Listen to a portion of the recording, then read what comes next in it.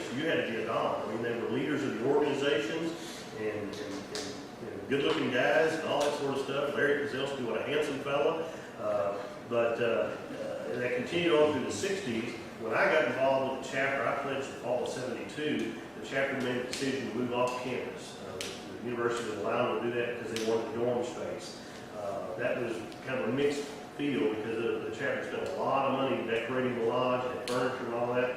We moved across the street off campus, and we were right at the corner of where Lone Star Hall is now. It was a big black house. And that kind of divided the chapter at the time. There were a lot of seniors when I pledged. Started with like a 20-man pledge class, and through the education program, 6 of us got initiated. What was grueling as it probably was in the 60s, but I think they ran off a lot of good guys. So we kind of adapted a long kind of approach. The recruitment back then was we put 7 kegs of beer out on the porch, and whatever guys showed up, we'd invite all the girls from the dorms over, and whatever guys that showed up, we talked a little bit, and they go, yeah, this is a nice house, and parties and women, this is a side place to some beer. Let's get that out of the way. But somehow or other, I managed to stay with it and learn a little bit, and kind of float along. That was during the time that the Vietnam War was winding down. There was a lot of disinterest in organizations. The Greek system just kind of declined. We struggled through the 80s and 90s, and just weren't attracting the right kind of guys.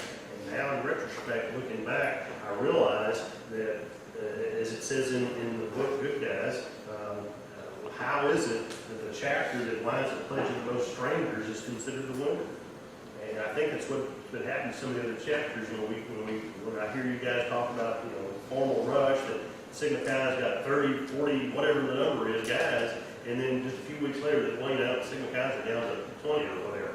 Well, I think that's the problem. You're putting on a big show, this big event, and here's all of our trophies, and here's all our good-looking guys, and then after the guys pledge, it turns out that's one thing we're sold. And that's why they kind of decline. We've done a pretty good job, I think, of pledging guys that we hang on to. We don't lose that many.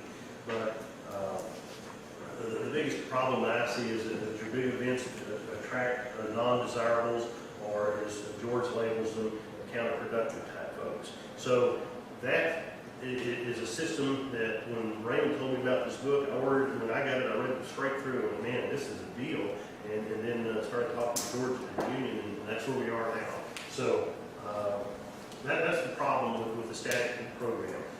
In the past, we've had a recruitment chairman. That was his job, to go out and find guys and bring them to functions. And then the chapter just stood around and, maybe meet some guys or whatever. And we take some pledges that way. But it wasn't a total buy-in. And I think that's what we really need for the chapter to be effective.